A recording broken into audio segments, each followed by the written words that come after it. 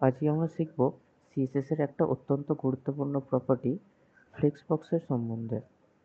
তো ফ্লেক্সবক্স কি? ফ্লেক্সবক্স হচ্ছে যে এমন একটা প্রপার্টি যেটা ইউজ করে আমরা যে কোনো ডিভ অথবা এইচটিএমএল এর যে কোনো এলিমেন্টকে আমরা পেজের যে কোনো জায়গাতে অ্যালাইন করতে পারবো। তো সেটা কি জিনিসটা আস্তে আস্তে পুরো জিনিসটা দেখবো আমরা, কিন্তু তার আগে ফ্লেক্সবক্সের সম্বন্ধে বা ফ্লেক্সবক্সের সাথে কয়েকটা প্রপার্টি আমরা ইউজ করি, সেই প্রপার্টিগুলো সম্বন্ধে আগে জেনে নিই। তো ফ্লেক্সবক্সে আমরা অনেক ধরনের প্রপার্টি ইউজ করি, কিন্তু তার মধ্যে সবথেকে গুরুত্বপূর্ণ তিনটে প্রপার্টি থাকে। সেই তিনটে প্রপার্টি সম্বন্ধে আজকে আমরা জানবো। পরবর্তীকালে বাকি যে প্রপার্টিগুলো থাকে সেইগুলো কভার করে নেওয়া যাবে। তো ফ্লেক্সবক্সের অত্যন্ত গুরুত্বপূর্ণ প্রপার্টিগুলোর মধ্যে একটা প্রপার্টি হচ্ছে ফ্লেক্স ডিরেকশন, একটা অ্যালাইন আইটেমস আর একটা জাস্টিফাই কন্টেন্ট। আমরা এই তিনটে প্রপার্টি সম্বন্ধে আজকে জানবো। তো বলে রাখা ভালো, এইখানে ফ্লেক্সবক্সের কোনো প্রপার্টি ইউজ করার আগে আমাকে বা আমাদেরকে একটা কথা অবশ্যই লিখতে হবে, সেটা হচ্ছে যে ডিসপ্লে ফ্লেক্স। এই ডিসপ্লে ফ্লেক্স কথাটা না লিখলে কোনো রকমভাবে ফ্লেক্সবক্সের কোনো প্রপার্টি ইউজ হবে না বা কাজ করবে না। তাহলে সবার প্রথমে আমাকে মাথায় রাখতে হবে এই ডিসপ্লে ফ্লেক্স প্রপার্টিটা লিখতে হবে। আরও একটা কথা, সেটা হচ্ছে যে আমরা কোথায় এই প্রপার্টিগুলো ইউজ করব। আমরা সবসময় যে ডিপ অথবা যে এলিমেন্টগুলোকে আমরা অ্যালাইন করতে চাইছি, সেই এলিমেন্টগুলোর যে পেরেন্ট এলিমেন্ট হবে, সেই পেরেন্ট এলিমেন্টে আমরা এই ফ্লেক্সবক্সের প্রপার্টিগুলো অ্যাপ্লাই করব। ঠিক আছে, তাহলে দেখা যাক ফ্লেক্স ডিরেকশনটা কি। তো এখন আমরা পড়বো ফ্লেক্স ডিরেকশন নিয়ে। তাহলে ফ্লেক্স ডিরেকশনটা কিভাবে লেখা হয় ফ্লেক্স হাইফেন ডিরেকশন কোলন, তারপর একটা আর্গুমেন্ট দেওয়া হয়, দিয়ে সেমিকোলন।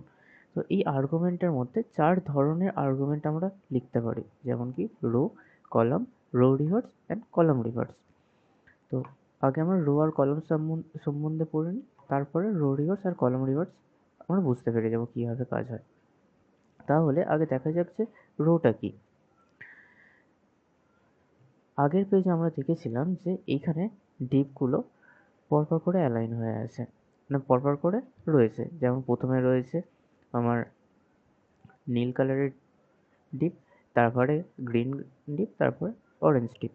তো এটাকে আমরা এই ফ্লেক্স ডিরেকশন দিয়ে অ্যালাইন করব। কীভাবে? যদি আমরা লিখি, প্রথমেই বলেছি যে আমাকে আগে লিখতে হবে ডিসপ্লে ফ্লেক্স, তারপরে লিখতে হবে ফ্লেক্স ডিরেকশন দিয়ে এবার এখানে চারটের মধ্যে যেটা আমার প্রয়োজন পড়বে সেটা লিখবো। তো যদি আমি লিখি ফ্লেক্স ডিরেকশন রো, তাহলে কি হবে, ওই ডিপগুলো পাশাপাশি অ্যালাইন হবে। যদি আগের পেজে দেখো তাহলে খেয়াল করবে যে এখানে প্রথমে ব্লু কালারের একটা বক্স ছিল, তারপরে গ্রিন কালারের, তারপরে একটা অরেঞ্জ কালারের। সেটাকেই যখন আমি রো ওয়াইজ অ্যালাইন করছি, তাহলে কি হবে যে একটার পাশে আর একটা বসবে, অর্ডারটা সে ফলো করবে, যেটার পরে যেটা আছে সেটা পাশাপাশি বসে যাবে। দেখো এখানে তাই হচ্ছিল যে প্রথমে আমার ব্লু ছিল, ব্লু বসলো, তারপরে গ্রিন ছিল, গ্রিনটা বসলো, তারপরে অরেঞ্জ ছিল, অরেঞ্জটা বসলো পাশাপাশি। তাহলে ফ্লেক্স ডিরেকশন রো আমার কি কাজ করে, যে আমার ডিপগুলো আছে সেগুলোকে হরাইজন্টালি বা এক্স অ্যাক্সিস বরাবর পাশাপাশি অ্যালাইন করে দেয়। ঠিক আছে, তাহলে কলামটা কি করে, কলামটা এটা উল্টো কাজ করে। কি, যে আমার যে ডিপগুলো আছে সেইগুলোকে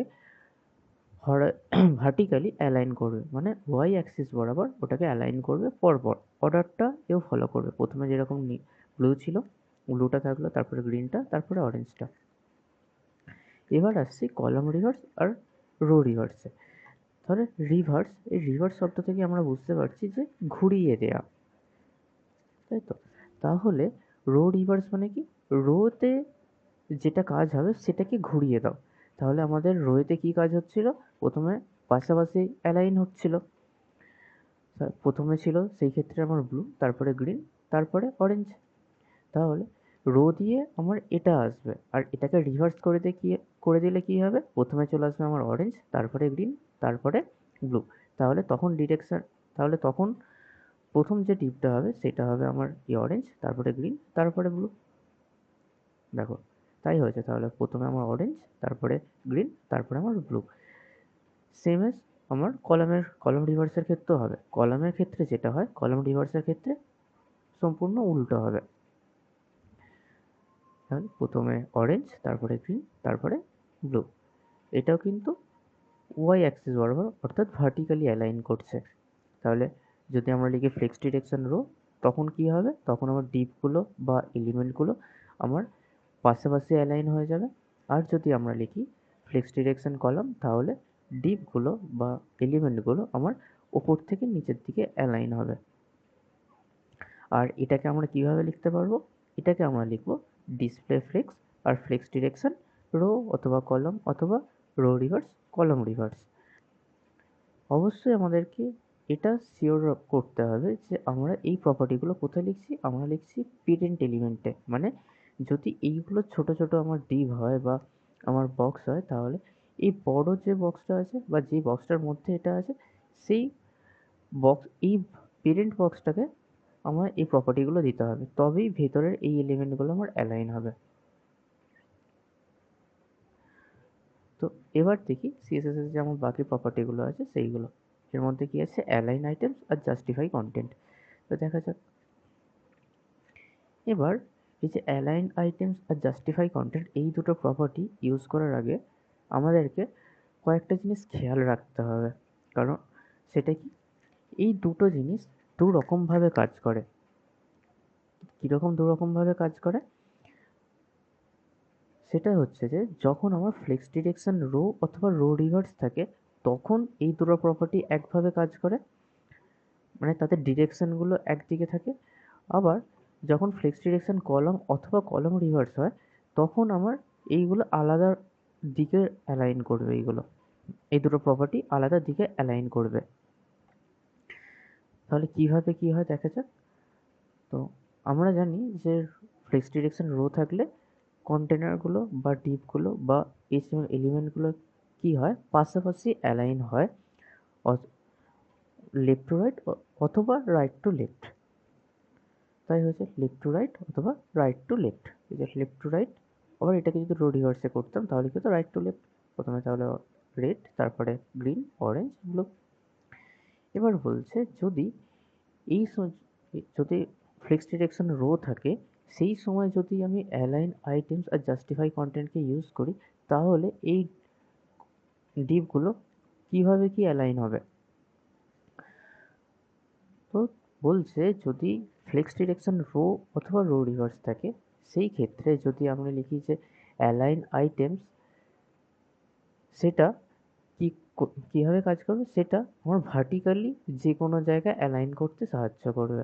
ভার্টিক্যালি মানে এই ওপর থেকে নিচে যে কোনো পজিশনে আমার ডিপগুলোকে আমার অ্যালাইন করতে সাহায্য করবে কি, অ্যালাইন আইটেমস। এবার অ্যালাইন আইটেমসের অনেকগুলো আর্গুমেন্ট হয়, সেইগুলো যখন কোড করবো তখন আমরা দেখব। এখন জাস্ট থিওরিটা বুঝে নেওয়া যাক। অ্যালাইন আইটেমসে কী হয়, যখন অ্যালাইন আইটেমস আমরা অ্যাপ্লাই করব, তখন এই কন্টেনারগুলো বা এই ডিপগুলোকে আমরা হাইট ওয়াইজ যে কোনো জায়গায় অ্যালাইন করতে পারবো। আর ওই সময় যখন ফ্লেক্স ডিরেকশন রো থাকবে, সেই সময়তে যদি আমরা জাস্টিফাই কন্টেন্টকে ইউজ করি, তাহলে জাস্টিফাই কন্টেন্ট কী করবে, এই যে ডিপগুলো আছে এইগুলো হরিজন্টালি অর্থাৎ এক্স অ্যাক্সিস বরাবর যে কোনো পজিশনে অ্যালাইন করতে পারে, হয়তোবা স্টার্টিংয়ে, হয়তোবা মিডিলে, হয়তোবা এন্ডে, এরকম যে কোনো পজিশনে এগুলোকে আমরা অ্যালাইন করে দিতে পারবে। তাহলে যখন ফ্লেক্স ডিরেকশন রো থাকবে, তখন অ্যালাইন আইটেমস কোন দিক বরাবর কাজ করে, তখন অ্যালাইন আইটেমস কাজ করে ভার্টিক্যালি, অর্থাৎ উপর থেকে নিচের দিকে আমরা, মানে উপর থেকে নিচের দিকে অর্থাৎ হাইট ওয়াইজ আমার যে কোনো জায়গাতে অ্যালাইন করে দেয়। আর জাস্টিফাই কন্টেন্ট তখন কোন দিকে কাজ করে, তখন কাজ করে আমার হরাইজন্টালি মানে এক্স অ্যাক্সিস বরাবর যে কোনো দিকেতে বা যে কোনো জায়গাতে আমার ওটাকে প্লেস করে দেয় ডিপগুলোকে। এক্স অ্যাক্সিস বরাবর মানে কি উইথ ওয়াইজ, এটা আমার উইথ আর এটা হচ্ছে আমার হাইট, তাহলে হাইট ওয়াইজ কে অ্যালাইন করে অ্যালাইন আইটেম, আর উইথ ওয়াইজ কে অ্যালাইন করে সেটা হচ্ছে জাস্টিফাই কন্টেন্ট। কিন্তু এইগুলো কখন এইভাবে কাজ করে, যখন ফ্লেক্স ডিরেকশন রো থাকে। আচ্ছা, তাহলে ফ্লেক্স ডিরেকশন কলাম হলে কি আলাদা কিছু হবে? হ্যাঁ, যদি ফ্লেক্স ডিরেকশন কলাম হয়ে যায় তাহলে এই দুটো প্রপার্টি একে অপরের সাথে ইন্টারচেঞ্জ করে নেবে। এই দুটো প্রপার্টি একে অপরের সাথে ইন্টারচেঞ্জ করে দেবে মানে মানে হচ্ছে যে এরা জাস্টিফাই কন্টেন্ট এখন যেভাবে কাজ করতো সেই কাজটা অ্যালাইন আইটেম করবে, আর অ্যালাইন আইটেম যেভাবে কাজ করতো সেই কাজটা জাস্টিফাই কন্টেন্ট করবে। মানে হচ্ছে যে অ্যালাইন আইটেমস তখন কাজ করবে হরাইজন্টালি, মানে এক্স অ্যাক্সিস বরাবর বা উইথ বরাবর এলিমেন্টগুলোকে আমার পজিশন করবে, আর জাস্টিফাই কন্টেন্ট তখন কি করবে হাইট ওয়াইজ আমার যে কোনো জায়গাতে পজিশন করবে। এটা কখন করবে, এটা হচ্ছে কলমের যখন ফ্লেক্স ডিরেকশন কলম থাকবে তখন। আর যদি ফ্লেক্স ডিরেকশন আমার রো থাকে তখন কে কাজ করছে, তখন আমার হাইট ওয়াইজ কাজ করছে অ্যালাইন আইটেম, আর উইথ ওয়াইজ কাজ করছে জাস্টিফাই কন্টেন্ট। কিন্তু ফ্লেক্স ডিরেকশন কলামের ক্ষেত্রে উল্টোটা হয়ে যাচ্ছে, আমার হাইট ওয়াইজ কাজ করছে জাস্টিফাই কন্টেন্ট আর উইথ ওয়াইজ কাজ করছে অ্যালাইন আইটেম। আচ্ছা, বোঝা গেল। তাহলে এটার কোড কি হবে বা এটাকে আমরা কিভাবে লিখবো? আগেই একটা কথা বলেছি প্রথমেই, যে আমরা ফ্লেক্স বক্সের যে কোনো প্রপার্টি লিখতে গেলে আমাকে দুটো জিনিস সবসময় শিওর করতে হবে, যে আমি প্রপার্টিগুলো লিখছি পেরেন্ট এলিমেন্টে। সেকেন্ড, এই সমস্ত প্রপার্টিগুলো অ্যাড করার আগে আমাকে ডিসপ্লে ফ্লেক্স এই কথাটা লিখতে হবে, না হলে কোনো প্রপার্টি কাজ করবে না। হলো, তারপরে বাদবাকি এলিমেন্টগুলো লিখছি। হ্যাঁ, আর একটা জিনিস এই ক্ষেত্রে দেখতে পেলাম, যে যেহেতু আমার এই দুটো প্রপার্টি দুটো আলাদা জায়গাতে আলাদা রকমভাবে কাজ করছে, তাহলে আমাকে এই দুটো লেখার আগে আমার এই প্রপার্টিটা একবার লিখতে হবে, তবে এগুলো আমার যে ডিজায়ার রয়েছে সেই অনুযায়ী কাজ করবে। তাহলে দেখা যাক কীভাবে হলো। পেরেন্ট এলিমেন্টে আমার এটাকে অ্যাপ্লাই করব, তাহলে প্রথমে লিখতে হবে ডিসপ্লে ফ্লেক্স, তারপরে ফ্লেক্স ডিরেকশন কলাম, মানে আমরা এটাকে চুজ করছি দিয়ে অ্যালাইন আইটেম সেন্টার। এবার যখন বলছি ফ্লেক্স ডিরেকশন কলাম, তার মানে ডিপগুলো ওপর নিচে অ্যালাইন হয়ে আছে। এরপর বলছি যে অ্যালাইন আইটেম সেন্টার। এবার বল অ্যালাইন আইটেম কোন দিক বরাবর কাজ করে, অ্যালাইন আইটেম কাজ করে আমার উইথ বরাবর, মানে এক্স অ্যাক্সিস বরাবর কাজ করবে। এবার বলছে এক্স অ্যাক্সিস বরাবর সেন্টারে অ্যালাইন করো, তাহলে এই সবকটা ডিপ এরকম ওপর নিচে হতে হতে এই সেন্টারেতে অ্যালাইন থাকবে। কার সেন্টারে, এই উইথ ওয়াইজ, এই যে এটা উইথ, এই উইথের সেন্টার মানে হচ্ছে এটা, এই ওয়াইজ পরপর করে অ্যালাইন হয়ে থাকবে। এবার কেন পরপর করে, কারণ অলরেডি আমার ফ্লেক্স ডিরেকশন দেওয়ার জন্য পরপর করে আছে, তো এই পরপর করে থাকা পুরো জিনিসটাকে আমি এই সেন্টারে বসিয়ে দিচ্ছি। এটা হলো। এরপর যদি বলি যে জাস্টিফাই কন্টেন্ট সেন্টার, তখন কি করবে, এটা প্রথম অ্যালাইন আইটেম সেন্টারের জন্য সেন্টারে ছিল। এবার যখনই বলছে জাস্টিফাই কন্টেন্ট সেন্টার, এবার জাস্টিফাই কন্টেন্ট হাইট ওয়াইজ কাজ করে। এবার হাইট ওয়াইজ সেন্টার মানে কি এখানটাতে হতে পারে, তাহলে পুরো ডিপটা উপর থেকে সরে সরে এসে এরকম জায়গাতে প্লেস করবে। এবার এই জায়গাটাতে আমার পুরো ডিপগুলো আমার প্লেস হয়ে থাকবে বা পজিশন হয়ে থাকবে।